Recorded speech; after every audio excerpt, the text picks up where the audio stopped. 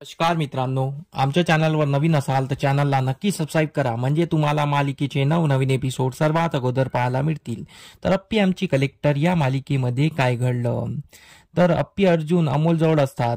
तर अप्पीला रड येते, अप्पी बाहेर येऊन बसते। अप्पी बाहेर येऊन बसल्यानंतर खूप रडत असते। तेव्हा ती अप्पी बापूला म्हणते, बापू आपल्या अमोलला काय झालं हो, आपल्या अमोलच्याच वाटेला का आलं हे। अप्पी रडत असते। अप्पीला खचलं पाहून सर्व तिला धीर देत असतात। बापू बोलता काही होणार नाही अमोलला, अमोल आपला खूप स्ट्रॉंग आहे। बापू तिला धीर देत असतात। तेवढ्यात मोना बोलत असते, वंश तुम्हीच असे खसून जाल तर कसं होईल, तुम्ही चांगले राहाल तर आम्हाला धीर येतो, तुमच्या खंबीरपणामुळे आम्हाला चांगलं वाटतं। तर अप्पी तिला बोलते, पण मी काय करू, माझ्या अमोलने असं काय केलं की त्याला त्याच्याच वाटेला हे आलं आहे, त्याच्याच वाटेला का आलं हे, देवाने त्याच्याच बरोबर का केलं। तेवढ्याच रुपाली बोलत असते, त्याच्याच वाटेला नाही आहे हे, ते अमोलला होणार होतं, म्हणजे ते ठरलेलं होतं, तर त्यात आपण काही करू शकत नाही। तू इतकी खचून जाऊ नको, आपण आहो ना, सर्व एकत्र आहो ना, आपण अमोलला ठीक करू, फक्त देवावर विश्वास ठेव। रुपाली तिला समजवत असते।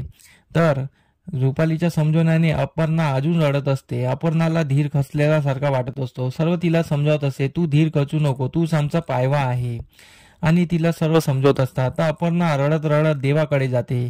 देव बाप्पा समोर उभी होऊन देवाला म्हणत असते, अरे तू माझ्या मुलासोबत का असं केलं, माझ्या मुलाला ठीक कर, माझ्या मुलाची प्रकृती ठीक कर, माझ्या मुलाला जो झालेला आजार आहे तो बरा कर, त्याला त्रास होऊ देऊ नको, त्याला खूप त्रास होतो आहे, तो याच्याशी लढू शकला पाहिजे, त्याला इतकी शक्ती दे, असं देवाशी मागत असते। तेवढ्या तिथून अर्जुन मागून येतो। अर्जुन मागून देवासमोर उभा असतो आणि तो देवाला बोट करून सांगतो, मी तुझ्या दारी येणार नाही, तुला वाटते काय की माझा मुलगा आजारी आहे आणि मी तुझ्या दारी तुला येऊन भीक मागणार, हे असं होणार नाही।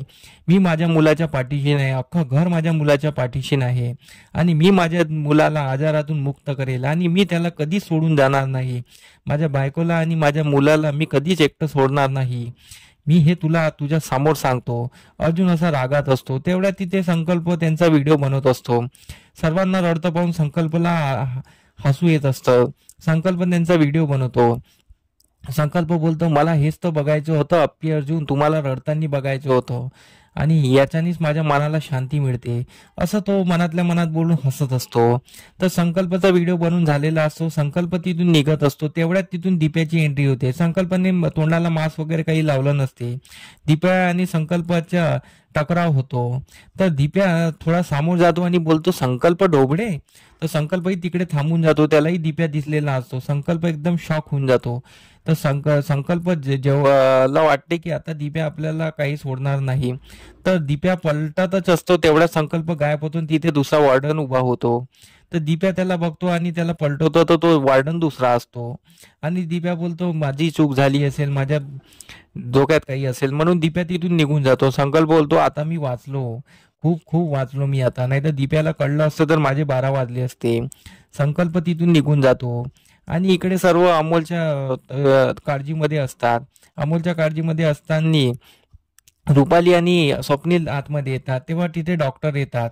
डॉक्टर रुपाली आणि स्वप्नीलला बोलतात, कसा आहे अमोल, आणि तर रुपाली आणि स्वप्नील बोलतात की अमोलची जीभ पलटत नाही आहे, त्याच्याशी आम्ही बोलण्याचा प्रयत्न केला पण त्याची जीभ पलटत नाही आहे, त्याला बोलता नाही येत आहे। डॉक्टर बोलतात, हे किमोचे असर आहे, त्याला जो झालेला आजार आहे त्याच्यावर केलेले जे औषध पाणी आहे त्याच्यामुळे त्याला बोलता येत नाही आहे, पण हळूहळू तो बोलेल। आता त्याला शुद्धी नाही आहे, आणि त्याला ते औषधी खूप जड झाले आहे, म्हणून तो असा वागत असेल। तुम्ही टेन्शन घेऊ नका आणि त्याला धीर द्या, तुम्ही खचून जाऊ नका, कारण की तुम्ही खचले तर त्याला त्रास होईल, आणि त्याचा त्रास खूप जास्त असतो, म्हणून तुम्ही त्याच्याकडे लक्ष द्या फक्त, आणि तुम्ही त्याला धीर द्या, तुम्ही खचून जाऊ नका। तर स्वप्नील आणि रुपाली बोलते, हो। तर स्वप्नील आणि रुपालीला डॉक्टर समजून बाहेर येतात। बाहेर आल्यानंतर सर्व मंडळी बाहेर असतात। तर डॉक्टरला ते विचारतात, अजून अप्पी डॉक्टरला विचारतात। डॉक्टर बोलतात, काही काळजीचं कारण नाही, अमोल तब्येतीला चांगला रिस्पॉन्स देतो आहे, पण त्याला खूप त्रास होतो आहे, आणि त्याला आम्ही लवकरात लवकर बरं करण्याचा प्रयत्न करत आहोत, आणि अमोल खूप स्ट्रॉंग आहे, म्हणून तो या ट्रीटमेंटला चांगला असर करत आहे। तर तुम्ही त्याला धीर द्या, आणि तुम्ही खचून जाऊ नका, तुम्ही खचले तर त्याला कसं वसं होईल, म्हणून तुम्ही खचू नका। डॉक्टरचे हे म्हणणं ऐकून सर्व त्याला धीर देण्याचा प्रयत्न करतात, आणि सर्व अमोलच्या रूम मध्ये आतमध्ये जातात। पण अप्पी अर्जुन रूम मध्ये आतमध्ये काही जात नाही, त्यांना अमोलच्या समोर जाऊसं वाटत नाही आहे. तर सर्व आतमध्ये गेल्यानंतर अप्पी अर्जुन पण आतमध्ये जातात. ते अमोलला बघतात. अमोलची अवस्था पाहून, अमोलला होश आलेला पाहून त्यांनाही बरं वाटतं. तर अप्पी स्वप्नीलला बोलते, मला अमोलशी बोलायचं आहे, मी बोलू शकते का? स्वप्नील बोलतो, हो बोल ना. तर अप्पी त्याच्याशी बोलायला जाते. अप्पी त्याला विचारते, तर की बाळा तुला बरं वाटत आहे का? अमोल मान हलवून हो बोलतो. आणि अमोलला मान हलवून हो बोलल्यानंतर स्वप्नील म्हणतो की अमोल आपला शुद्धीत आलेला आहे. अमोलनी चांगला रिस्पॉन्स दिलेला आहे. अमोलला त्रास होतो आहे, पण ते आपल्याला दाखवायचं नाही आहे. तर अमोल सर्वांच्या कडे पाहत असतो. तर सर्वांना बरं वाटत असतं. मग अर्जुन सिंबाची गोष्ट सांगतो, सिंबाच्या जंगलातली गोष्ट सांगतो.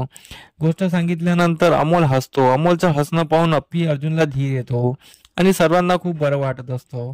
इकडे संकल्प मजेच असतो. आपल्याला आता हे पाहणं रंजक ठरणार आहे की अमोल खरंच बरा होणार का, की अमोलचा मृत्यू होणार, हे समोरील भागात आपल्याला पाहायला मिळणार आहे. तर आमचे व्हिडिओ कसे वाटले हे आम्हाला कमेंट करून नक्की सांगा. धन्यवाद. व्हिडिओ कसे वाटलं हे आम्हाला कमेंट करून नक्की सांगा. तुमचा प्रतिसाद आमच्यासाठी खूप महत्त्वाचा आहे. तर आमच्या व्हिडिओला कमेंट नक्की करा आणि लाईक करायला विसरू नका. धन्यवाद.